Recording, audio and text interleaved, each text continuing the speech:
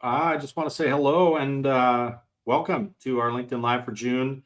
My name is Joel Bennett from Beal Hoden Consulting. I'm joined today by Jeremy Vos from Exit Factor. I'm super excited for our conversation today about, in essence, exit planning for business owners. And so, thanks for being with us today, Jeremy. Good to see you. Yeah, absolutely. My pleasure. Good to see you as well. It's been a long time coming. Yeah, We've known each absolutely. other for a long time. Yeah. Now, Jeremy and I have known each other for quite some time. He's been a very successful entrepreneur, and with his new role with Exit Factor, thought it would be a great time to give other business owners a chance to learn from his wisdom. So, before we get kicked off today, if you are joining us live and could just drop a quick hello in the chat, in the comments, I should say, that just helps us kind of track along with you. I will say we're going to try to keep this as interactive as possible. And so if you've got questions along the way, if we have time, we can get to them. We're happy to answer them. Or at worst, we'll jump into the comments after the session and send you a quick note with our responses. If you're watching this recorded, you can drop your questions and anything in the comments, and we'll just get back to you as soon as we have the ability to do so. So, Jeremy, our topic today is really focused on the business owner, right? The top person in the business. And we talked about how do we master the business exit. And so I know as you go through that process, there's both kind of the fundamentals or the financial side of that proposition, and then there's a people side of that proposition. They work together in a way that gives us the maximum potential, maximum value in our business. And so with a lot of small and mid-sized companies that I work with, I interact with the owners and they'll say things like, "Hey, I'm so many years off from retirement. I want to create an opportunity for a smooth transition." And that could be that they're going to retire and maybe pass it off to somebody internally, or maybe they're grooming somebody externally to come into the business. But quite often, too, I think there's this thought that some other company out there is going to come in and just buy us, right?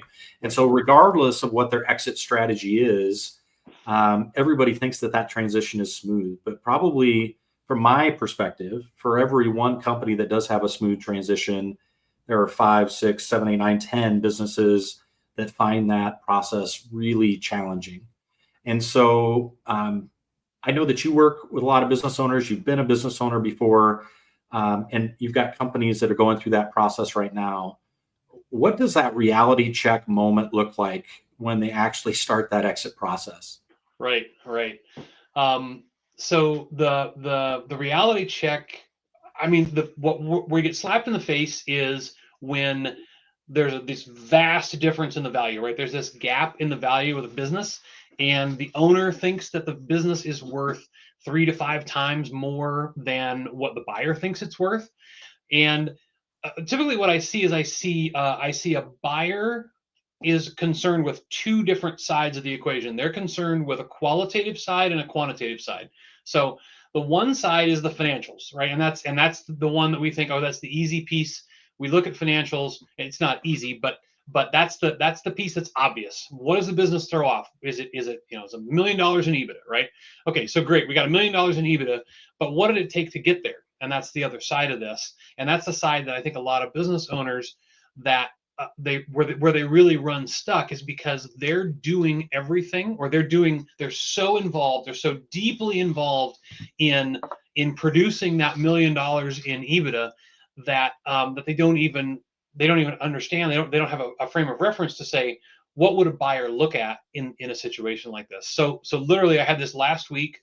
I was doing an exit assessment for a client, and I showed them comparables. So comparable sales that had happened in other pieces of the country, and what we saw over and over again was identical revenue numbers, identical EBITDA, but the multiple could be 2 times, it could be 6 or even 8 times, and it all Wow. boils down to how the owner has positioned that company.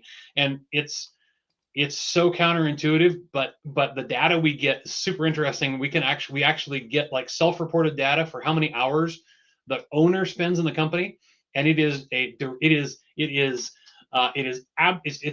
inversely proportional. The fewer hours the owner spends in the company, the higher that number. and it's kind of amazing when you take a step back, right? Because you think, well, man, you don't work as hard and you make more. Yes, that's Yeah, because if not, right, the business is so dependent on the leader that, why would I want to buy Jeremy's company if Jeremy's not there anymore? If the leader was what was really driving things from the beginning. And I would say, I see a significant piece of this as well in our leadership development practice, right? We get, company leaders who tell me, yeah, I can't take any time off because when I'm not there, stuff doesn't get done. Or, I want to be able to delegate more tasks, but I just don't have people that I trust yet. And so that means that everything has to come through them. They've also become the bottleneck in the company. And so, when they talk to me about, in 5-6 years from now, I want to retire, I'm going to pass this on to somebody else or have somebody buy me out. It's one of the first questions I have is if you don't have your leaders in place that could step in when you're not around, if you can't take a day off or a week off or truthfully a month off from your business, then you probably don't have a business. You've got a home business, right? The home is you. And so you aren't going to have a lot of value in your business if it's just all about Joel or about Jeremy. Right. And so there are things that you need to change there. So as you think about those numbers, what give me some thought process for you around the people side of the business. Can you put any numbers to this other than just my anecdotal? Is there a financial impact to not having, the leadership depth that a company really needs to move forward? Yeah, absolutely. So, every business is different. Every deal is different. So there's going to be that's the caveat for this. But a good rule of thumb is that it's kind of a sliding scale. So you have an owner dependent business. You have one of those businesses that's really dependent upon the owner for everything. The owner signs the checks. The owner says yes. The owner, is the chief problem solver, the chief salesperson. That company you can look at, let's say between 1.5 and 2.5 times EBITDA. So your multiple there is 1.5 to 2.5. Well, an owner that has a management team in place, maybe that owner is still in charge, but they have a management team in place. They have some depth to their bench, right? They have someone that can make some decisions. Then you're moving into that 3 to 4 times EBITDA. And a strong leadership bench. So you've got managers in place, you've got leaders in place, you've got management that can pull into leadership, right? So you've got a bunch of your contingencies are covered with people problems. They're 4 to 6 times EBITDA or more. Wow. Just really depending on how deep that bench is and how strong it is. So simple numbers, right? You take a business that's got $1 million in EBITDA, and that's the difference between the owner getting 2 million and the owner getting 5 million out of the sale. Yeah. So that's the simple way to quantify and put numbers to it. Yeah. And, this is just an example of this from my experience or my background. We were working with a company. It was pre-COVID. It's probably been almost 10 years ago, truthfully now. Small company, handful of employees, and really working on coaching that, the top leader, the owner of the organization. And as we went through the process and he talked about, man, I just feel like I'm so ingrained in the business. Nothing can happen without me. I'm doing sales calls. I'm pulling together marketing stuff. I'm prepping product. I'm doing all these things. And I don't want to do that anymore. And one of our first steps was you need to hire a general manager in your business, right? Somebody that's managing 80+% of the day-to-day stuff. And if there are pieces of this, if you still want to do on sales calls or whatever else that you think is super strategic for the business, great. But you need to have somebody in place. And I thought I had asked him to throw his garbage in the business or his business in the garbage. He just could not get his head around hiring somebody to run the business.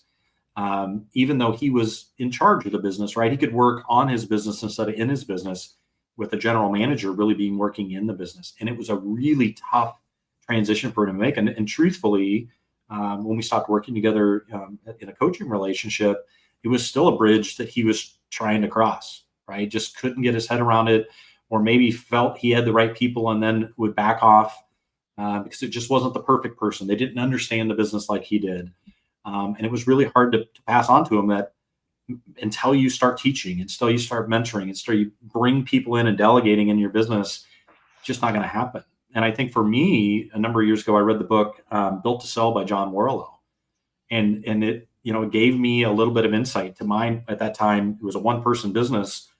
Me doing everything in the business, going, man, if I ever want this to have value someday to somebody else, it can't be all about me. It can't run all around me. And so I think that's been, as we've had conversations outside of today and what you're sharing today as well, that's just a big bullet point that I want people to pull out of this conversation for themselves is, who are you in your business? And is that who you really want to be long term? One of the things that continues to, it shouldn't, right? Because I've dealt with this myself, but one of the things that continues to surprise me about working with other small business owners is that 90% of this is a mindset. It is a mental mental game. It's where you're at, and how you're doing, either getting coaching yourself, or learning and growing. Um, and that's what we work on a lot with business owners, is getting that mindset shift, right? So we can actually get past the idea of, I'm the driver, I'm the chief problem solver, right? And getting to that point, exactly what you said, Joel, of saying, okay, what do I want this thing to look like long term? What do I want my life to look like long term? Do even if I love what I'm doing right now, love the business, love the people, love the customers, everything's great, love the money.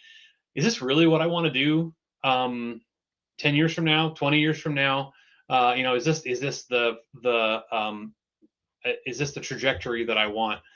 And that mindset shift really does come down to what you said, and that's building a business that works without you. And again, it's Yeah. kind of counterintuitive, right? But that's where the real value is. Yeah. Well, I want to pause real quick. Just a reminder for those that have joined us, feel free to drop any questions that you have in the comments, whether for Jeremy or for myself. We're happy to answer those as we have time today. But we love seeing those comments light up. So as we think about this dependency problem, right? We've thrown out that this is a problem for most businesses, truthfully. What do some of the solutions look like as you're working with business owners to begin with on this transition plan, succession plan, whatever you want to call it? Where do you start pushing away from this problem of dependency? Yeah, we start with getting really clear with the owner about what they want. So what we were just talking about a little bit earlier, to sit down and say, okay, what is it that you really want, and how, and what are you willing to trade to get there? So if somebody sits down and we say, that they really have a goal, and then, okay, so understand, what are you willing to trade to get there? Are you willing to make that mindset shift to move from, this is all about me? Are you willing to move that then to saying, okay, this is about building a business that works for my customers, that works for my employees, that works for me, that produces that type of value? That's really the first step to getting over that dependency problem. Is we've got to have a mindset shift. And to your point earlier, with your story, right? The owner's got to be bought in. They've got to be ready to make that change, and ready to do the work, and ready to let go. Another piece of the puzzle that we like to work with owners on, and I've done this a couple times with other engagements as well, is to figure out what it is. What are those things that that give the owner that feeling of still being in control? So, still sign checks, right? Nothing goes out unless I sign it, and no checks go out unless I sign a check. So everything else can get done. It streamlines the process. It makes things easier. But that's a nice step in the right direction until you get a CFO, and that CFO then can say, I'll sign the checks and I'll report back to you, and I'll be responsible for that. So it's those types of mindset shifts, and then finding those pieces where someone can I don't know, kind of think of it like a tree to hang on to on the edge of a cliff, right? You got a little something to hang on to there, while you're making that transition. So that would be where I would say to start, would be with that. And then the goals where you're trying to get to is you're trying to get to four main things, right? Predictable revenue, depth of management, clean financials, of course, and the potential to growth. Those are the things that buyers are really looking at. So Joel, that reminds me of something I was going to ask you with the management depth specifically. In your mind and in your work, what does a buyer, like a buyer ready leadership team, a buyer ready culture, what are the key things from your perspective that make that company buyer ready, or at least moving in the right direction? Yeah, that's a great question. I would say I'm going to go back to what I mentioned earlier. Reading John Warrill's book Built to Sell was a huge piece for me, and just this understanding of a business built around me is only valuable to me, right?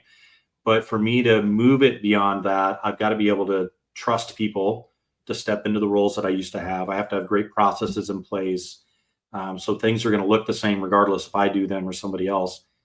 But when you start to peel back that onion, you realize pretty quickly, I've got to be a good developer of people, right? And truthfully, that's from the front lines of leadership all the way up to your top leaders.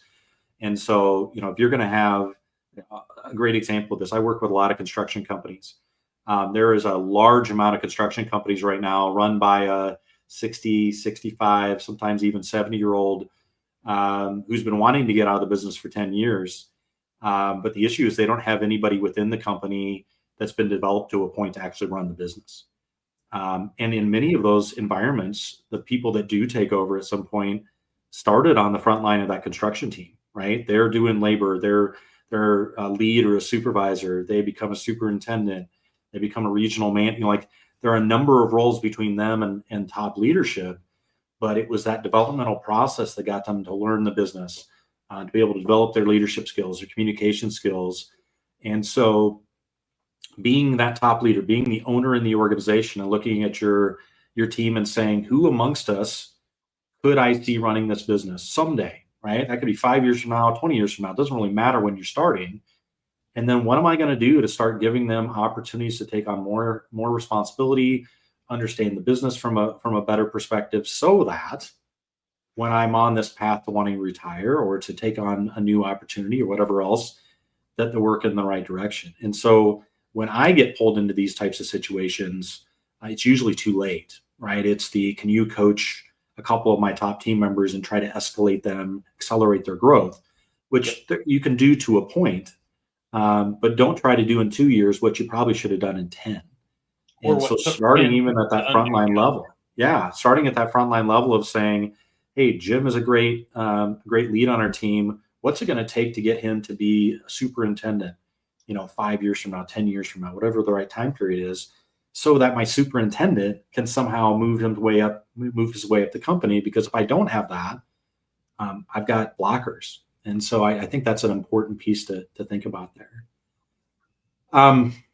Jumping back maybe on the kind of the process and even the fundamental side, talk to me about when you've seen companies invest in that kind of that effort of developing their people, which again takes time. If somebody that's listening to us today wanted to start building more value in their business, thinking from that people perspective, what are some common coaching advice pieces that you give to others around getting the people side of the business right? I think the first thing I will echo what you said, and that is that timeline matters, right? So there's an old proverb that says the best time to plant a tree is 20 years ago, and the second best time is today. So if you can start this 5 or 10 years out from an exit, from an exit that you can imagine, that's fantastic, right? 10 years plus is ideal, because you're going to have stops and starts, and you're going to have the wrong people in the wrong seats. It's just going to happen, right? And so having time to do that is absolutely critical. The other piece of that, though, is that there's a compounding effect when you do this. So yes, it can take 3 to 5 years, but when you have, and this isn't magic, right? When you have strong leadership, when you have someone and you have a team in the company, we've all been there, right? You're in a company and you're like, whoa, this is cool, this is great. Strong leadership attracts better customers, it attracts better employees, it gives you leverage with vendors, um, and so that compounds. So start soon, start now, and then understand that it's going to be a difficult start, but the better you get at it, the faster it goes. It's kind of maybe think of it like the flywheel effect, right? It Right. takes a Absolutely. lot of effort to get this thing going, but once you've got it going, that leadership, those processes, they allow you to start choosing your customers instead of the other way around, and they allow you to choose better employees and vendors, and all the way through. So those would be my two big Yeah. ones would be And I that. think the fantastic point that you just made there that I want to kind of hit home is, when I talked about the leadership side, the owner is typically thinking about how do I get the right people in place so that I can leave, right?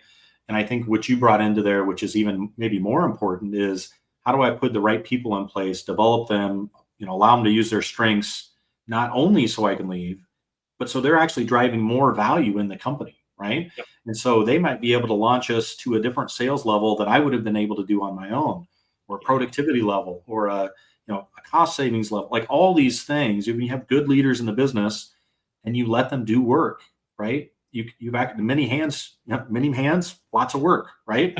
And Right. probably lots of sales and probably lots of profit. And so it's not just about how do I escalate how quickly I can leave. It's also about how do I escalate the value of my business because I have a really good leadership team in place. I love that.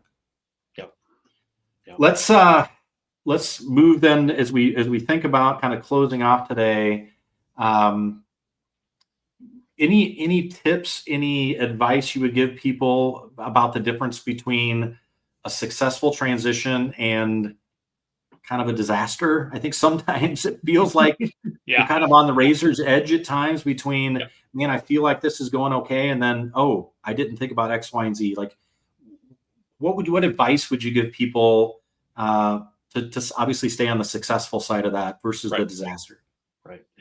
The number one thing I would say is understand a realistic value of your company. So before you, if nothing else, if you're like ready to light the thing on fire and you've got to get out, understand a realistic value for the company and what the drivers are of that value.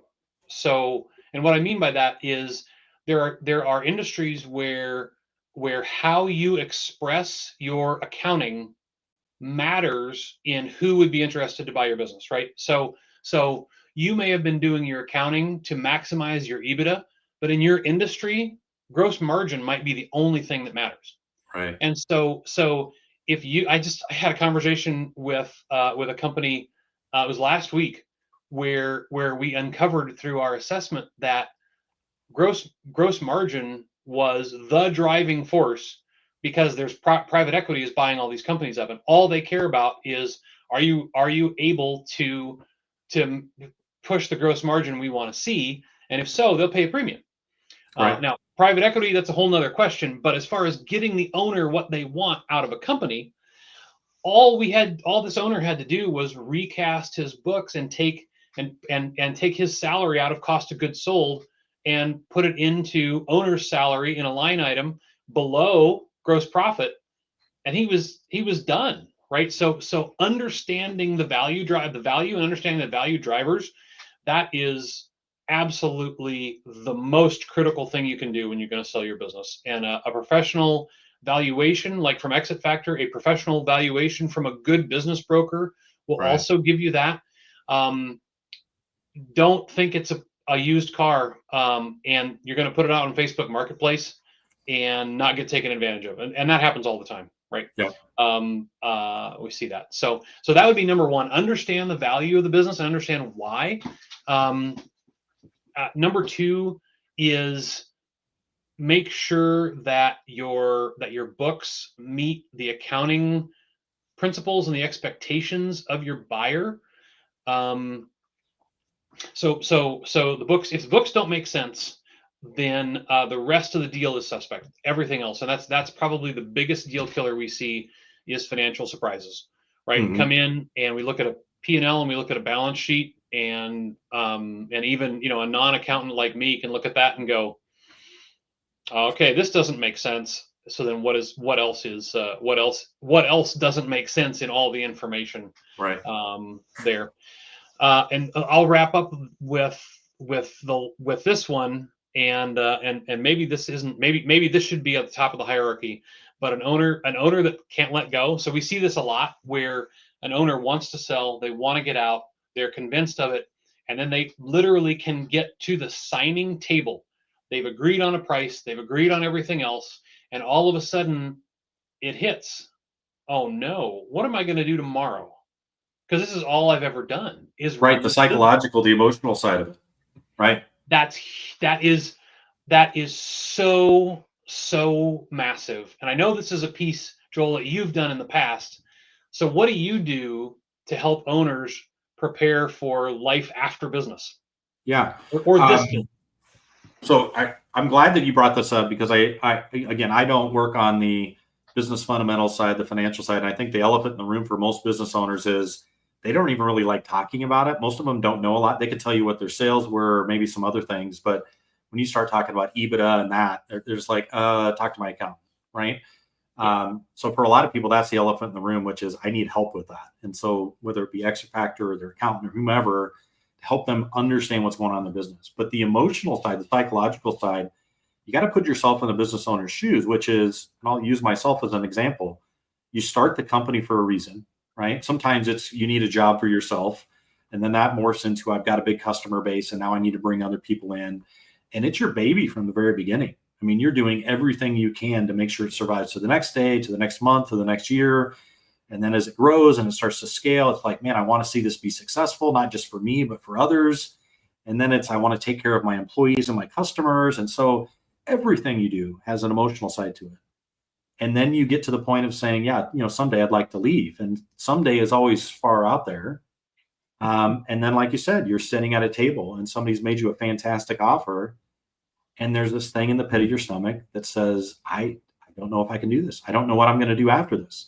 And sometimes people don't think about that until actually after they've signed the document and realized, man, I really love running a company, or I really love the hustle and bustle of everything that I do. And then they're sitting at their table on a Monday morning with their coffee and realizing, I don't know what the heck I'm going to do with my life. I have no purpose left. So I totally see that. And so I think that's where, as we think about the people side of the business, as you go through the process of developing other people, as you start to delegate things off, it does give you a little bit of an emotional pause too, of saying, okay, I'm not doing everything in the business right now. And that's a good thing for the business from a value perspective, but also what is this going to mean for me when I have to completely step away? And so I think it's good for people to have that pause, but also to start to create a plan for after I leave. Not just so much, when I get to the finish line and I've got this check that I'm expecting, but what am I going to do? Whether that's in my community, maybe it is a new company, maybe it's to go off and volunteer, like whatever it is, be thinking about that, because then you can start to craft your own exit plan personally versus feeling like that's the secondary piece of what you do. I see we're coming up on time. And so I want to make sure we told folks about a half an hour here. We'll hold on for maybe another couple of minutes here if there are any questions that come in. So keep dropping things in the chat. But if I had to boil down this conversation to a couple of bullet points, first, one, regardless of whether you want to exit your business in 2 years or 10 years, you need to be thinking about kind of the both sides of the business, right? The fundamentals, the financial side, the process side, but also the people side. And I think both of us would agree that many companies have not thought about all those factors that go into it. And the second piece, which you said earlier, is if you haven't started this process, even if you think that's 10, 15, 20 years down the line, the best time to start is now. Worst case scenario is get an envelope out and start writing out, what are my goals? Like, what are my goals for this business? What is it going to look like when I'm done? How do I want to get there? Right. As soon as you can start getting those thoughts moving, you can start pulling in the right resources. And once you have those resources in place, whether it be a company like Exit Factors, your banker, your maybe it's business associates or industry alliances or whatever else, to start filling in those gaps, it gives you more opportunities. It gives you more options. And I think that's where too many of us, and I'll put myself in this category up until a few years ago, kind of expect everybody else is going to take care of that for us. And it's just going to all come together somehow magically, even though everything else in my business never came together magically. And so I'm not sure why everybody else has got to work so hard to get me the most value out of my business. So, Jeremy, I know that you have a lot of different resources you can offer in that process for a business owner. If somebody is listening today or watching today and has interest in what Exit Factor can provide, give us some examples of great ways or great resources they can start to get started on this process. Yeah, for sure. So we always start with an assessment. So that's where we always start with anyone. We can do a 30-minute assessment. Just ask some questions, ask some baseline questions, and get an idea of where you're at. Honestly, if there's owner dependency issues, I can usually tell in about 5 minutes. A couple of quick questions, right? Like, if I wanted to get paid, how would that happen? But we start with an assessment, and what that assessment gives you is it gives you a real life view of what the company's worth and why, what those value drivers are, and that assessment, I kind of liken that to looking at the value of your portfolio, right? You can tell if you own mutual funds, stocks, you can tell minute by minute what the value of those companies is. And so why don't we have that as small business owners? Why aren't we able to put a pulse and understand the pulse of that? So that's what the exit assessment does. So we start with the assessment, and we help you to understand what the value drivers are in your company and what it's worth. And then we can look and say, okay, what do you want to get out of it? So where are we today and where do you want to be? And then we can help you to start to build into where you want to be. And then we test. And so that test is really another valuation. Every year we'll run another valuation, and we'll see how the market's changed and how your business has changed.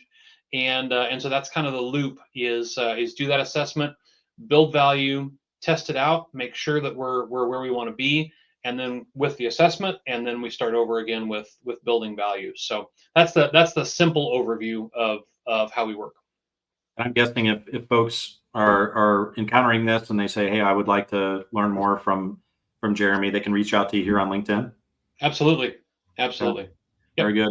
Yeah. And from my perspective, if the people side of the business is where maybe you have some concerns or you've not placed any emphasis in the past, we do have a free organizational leadership assessment that we offer through our website at vielhoden.com that just allows you to take a scan of your organization and say, do I see my leaders doing these things? Are they engaging employees? Are they communicating effectively? Are they sharing the vision and our goals? Number of things. Based on that, we can actually get a really good view into potentially some leadership gaps that they may have.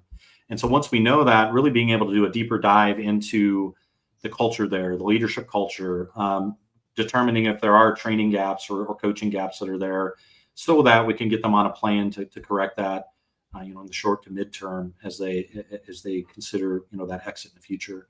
And again, like Jeremy, if you want to learn more about that, you can go to our website at vielhoden.com. But LinkedIn is a great platform to interact with me. I'm busy on it all the time. Because I love interacting with people and connecting. So with that, I see we're a little bit over on time, but I appreciate it. We will jump back into the comments here after the session, answer anything that we see there.